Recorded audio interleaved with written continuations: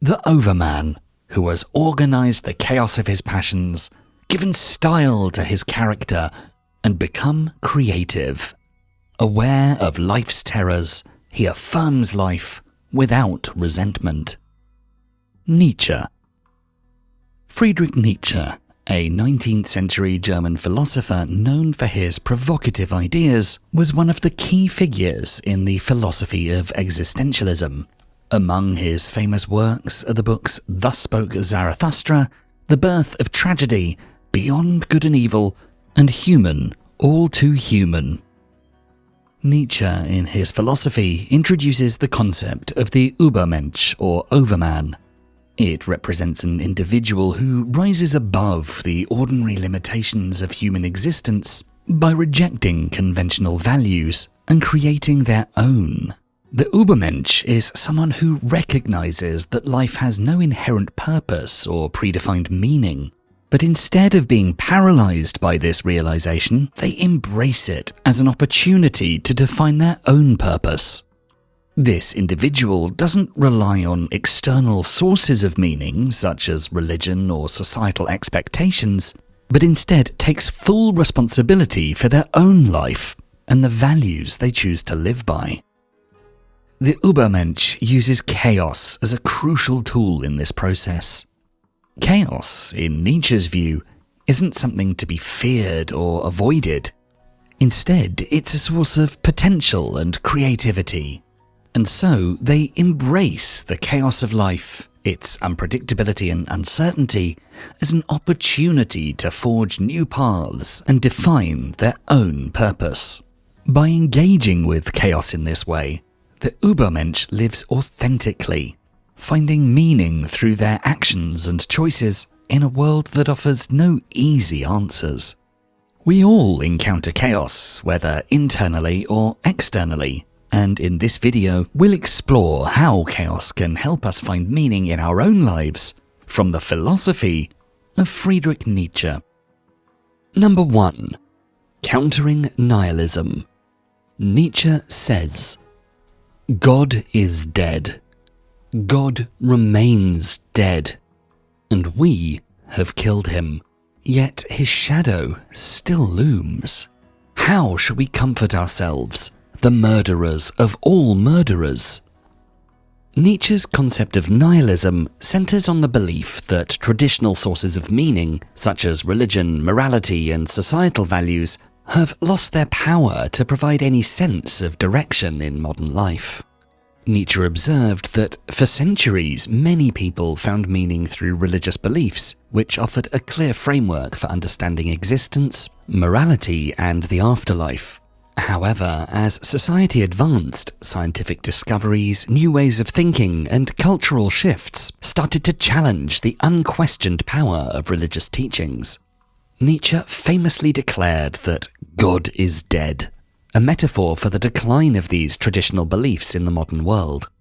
This death of God didn't mean that Nietzsche believed in the literal death of a deity, but rather that the guiding principles of religion no longer held the same sway over people's lives. Nietzsche believed that realizing there's no inherent meaning in life could lead to two types of responses: passive nihilism and active nihilism. Passive nihilism happens when people feel that life has no purpose, leading them to withdraw, lose motivation, and stop pursuing goals or aspirations. They become paralyzed by the emptiness they perceive in the world, unable to move forward or create meaning for themselves. In contrast, active nihilism happens when people embrace the death of God as an opportunity to reject outdated values and create new ones.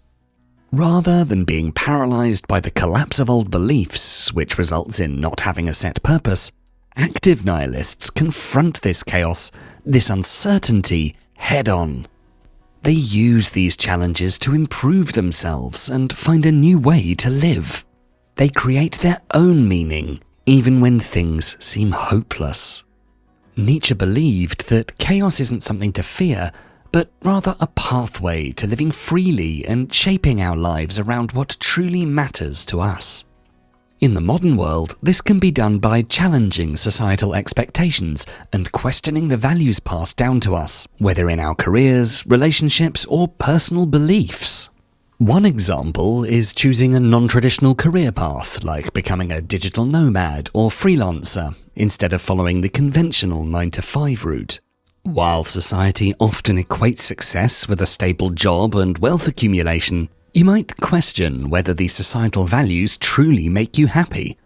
By embracing the unpredictability of a freelance lifestyle, you actively create your own path. This choice might involve risks such as financial instability or a lack of a clear career trajectory, but it also offers the freedom to work on projects you're passionate about, travel and experience life in ways that a conventional job might not allow.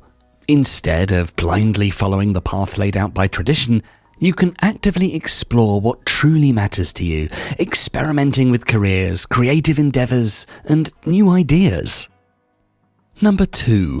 Connecting us to our instincts and passions.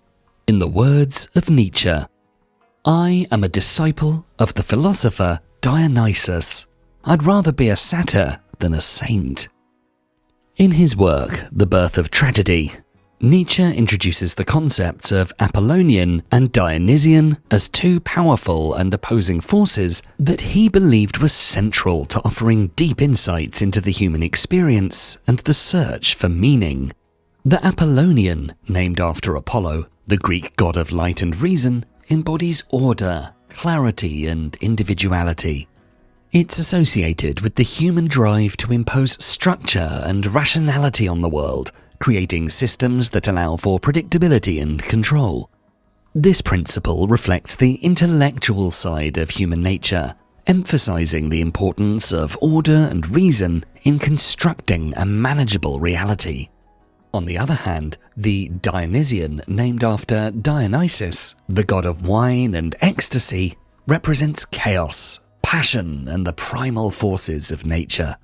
It embodies the emotional, instinctual, and irrational aspects of life. And it's through this that individuals experience a sense of unity with others and the world. Dionysian experiences often involve losing a sense of self, like in moments of intense joy, group celebrations, or when facing the raw, unfiltered parts of life, like facing a death of a loved one or experiencing a life-altering event where emotions run deep and the usual boundaries of everyday life dissolve. Nietzsche's philosophy says the balanced integration of Apollonian order and Dionysian chaos helps individuals navigate life with clarity and passion, creating a richer and more dynamic existence. He believed that modern society focuses too much on order, reason, and structure, Apollonian values, while neglecting the more emotional and passionate side of life, Dionysian values. This imbalance can make us feel disconnected from the deeper, more intense experiences that come from embracing chaos and passion. By embracing joy, suffering, and ecstasy, the Dionysian aspects, we open ourselves to the raw and intense experiences that define the essence of life. Engaging with the chaotic and passionate forces within us, we begin to release strict self-control and surrender to our emotions and desires. And it's this process that allows us to do just that. It's in these moments of raw experience that we tap into our subconscious, discovering desires and truths that are usually kept in the shadows by our constant pursuit of order and control. Imagine you've always lived a highly structured life, sticking to strict routines, meeting societal expectations, and following a clear set of moral guidelines. Over time, you might have suppressed certain desires because they didn't fit the image you've built for yourself, or because you feared the consequences of acknowledging them. Now, picture yourself deciding to explore your Dionysian side by attending a vibrant festival where participants engage in ecstatic dance, music, and communal celebration. In this setting, where societal rules are temporarily suspended, you might find yourself drawn to behaviors or experiences you'd previously denied yourself, dancing freely without worrying about how you appear, forming deep emotional connections with strangers, exploring creative desires you had never acknowledged before. Through this experience, you might discover a strong desire to express yourself creatively, a wish for more spontaneity and emotional connection in your life, or even a need to break free from the strict rules you've set for yourself. By embracing the Dionysian side, you uncover these hidden desires that were once held back by your need for order and control. Number 3. Disrupting the routine. To quote Nietzsche, "The world itself is the will to power, and nothing else. And you yourself are the will to power, and nothing else." When chaos enters our lives, whether that through outside events, personal struggles, or changes around us, it disrupts the predictable routines we depend on for stability and identity, leaving us feeling confused and unsettled. However, Nietzsche saw chaos not just as a disruptive force, but as an essential catalyst for growth. He introduced the idea of the will to power, which is the natural drive in all of us to grow, assert ourselves, and improve. Chaos, with all its unpredictability and challenges, is the perfect setting for this drive to shine. During chaos, the structures we've built, our habits, goals, and views are challenged. When our routines fall apart and old ideas, beliefs, and ways of thinking crumble, we're forced to rethink what we believe and how we live. This can be confusing or distressing at first, but in this uncertainty, we have the chance to challenge the status quo and find new meaning. Facing chaos allows us to rise above our limits and become better versions of ourselves. In calm, predictable environments, there's little reason to change or grow, which can lead to stagnation. But chaos shakes things up, forcing us to adapt and find new ways to thrive. Take the COVID-19 pandemic as an example. When the pandemic hit, it turned our lives upside down. Routines were broken, and many people had to figure out how to work from home, manage new stresses, and find balance in a changed world. At first, this chaos caused frustration and anxiety. But alongside that, it also created opportunities for growth. Yes, someone who suddenly had to work from home might have struggled at first, but over time, they found new ways to be productive, rethought their work-life balance, and maybe even discovered new interests or passions. The challenges they faced forced them to adapt and grow, resulting in personal growth and a clearer sense of identity. In this way, chaos can be a catalyst for self-improvement. It shakes us out of our comfort zones, challenges our old ways of thinking, and pushes us to innovate and grow. By embracing chaos, we achieve a deeper sense of meaning in our lives. Number 4. Unleashing creativity. Nietzsche once wrote, "You must have chaos within you to give birth to a dancing star." Nietzsche believed that creativity is deeply connected to the unpredictable and unstructured elements of life, what he called chaos. He argued that creativity cannot truly flourish in environments dominated by order and control, where everything is neatly organized and predictable. While such environments offer comfort and stability, they limit the potential for genuine innovation. When everything is known and controlled, there's little room for exploration, experimentation, or the emergence of new ideas. In contrast, Nietzsche saw chaos as a source of creativity because it often emerges from situations of uncertainty, ambiguity, or crisis. Chaos represents the ever-changing, unpredictable, complex, and mysterious parts of life that we can't easily control. It disrupts our sense of order and pushes us out of our comfort zones into the unfamiliar. By engaging with chaos, we're encouraged to think in new ways, question old assumptions, find new solutions, and explore possibilities that otherwise stay hidden. Countless great works of art, music, literature, and philosophy have emerged during times of personal or societal chaos. According to Nietzsche, life is naturally chaotic and full of surprises. So in this sense, creativity isn't just about producing something new, it's about embracing the chaos of life itself, accepting its uncertainties, its lack of clear boundaries, and its potential for both destruction and creation. To use chaos as a catalyst for creativity, we should regularly step out of our comfort zones. This means trying new activities, exploring unfamiliar ideas, and taking on challenges that push us beyond our usual limits. Engaging with people from diverse backgrounds and beliefs can also help us break free from conventional thinking and open ourselves to innovative solutions. We also need to embrace failure and be flexible enough to change and adapt when things don't go as planned. Staying flexible helps us better navigate unexpected twists. Lastly, we need to accept life's unpredictability. By embracing this unpredictability, we can better welcome the chaos that accompanies it. Number 5. Living with intention and appreciation. In our final quote from Nietzsche for this video, he says, "Time is a flat circle. Everything we have done or will do, we will do over and over and over again. Forever." Nietzsche's tragic vision, inspired by ancient Greek tragedy, teaches us that suffering and conflict are natural parts of life. Rather than viewing these aspects as purely negative, Nietzsche saw them as opportunities for growth, beauty, and deeper understanding. Tragedy helps us face life's harsh realities, such as death, loss, and pain, without falling into hopelessness. Instead, we can find meaning and strength through these experiences.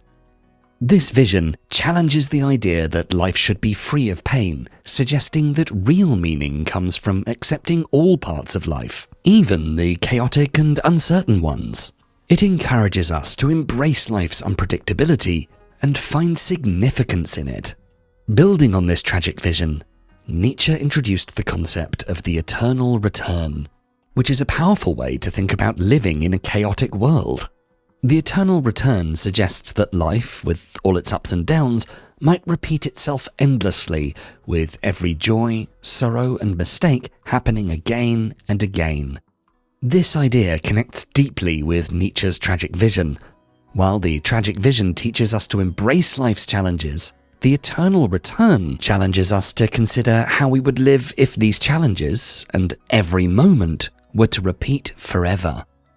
Imagine being given a brush and being asked to paint on a canvas that you'll have to recreate over and over again, down to the smallest detail.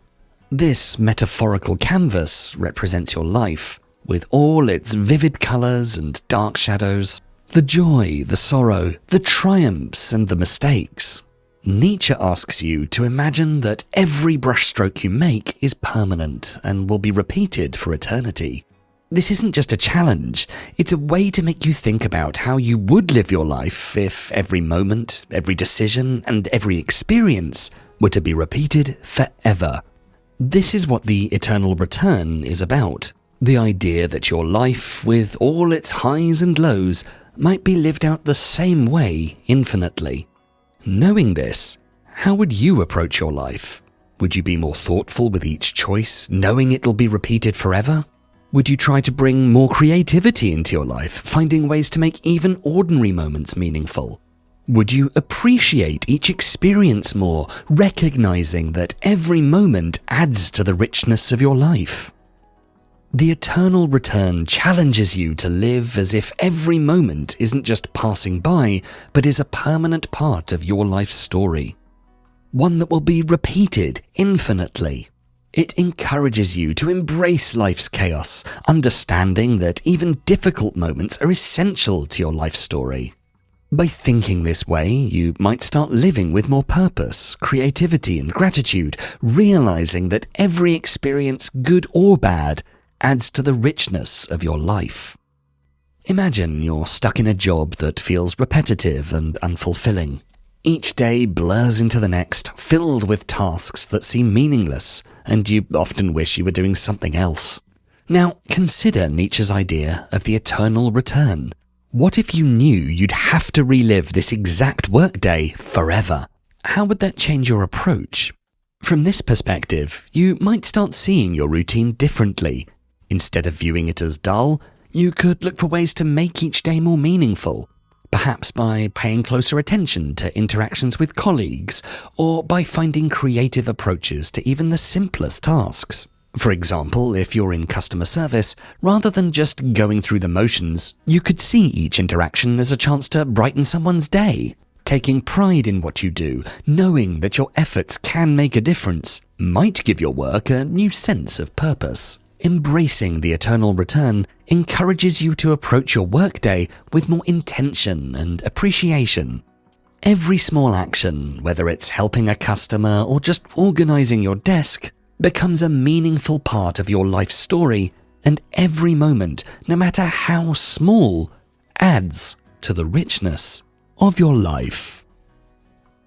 If you enjoyed this video, please make sure to check out our full Philosophies for Life playlist, and for more videos to help you find success and happiness using beautiful philosophical wisdom, don't forget to subscribe. Thanks so much for watching.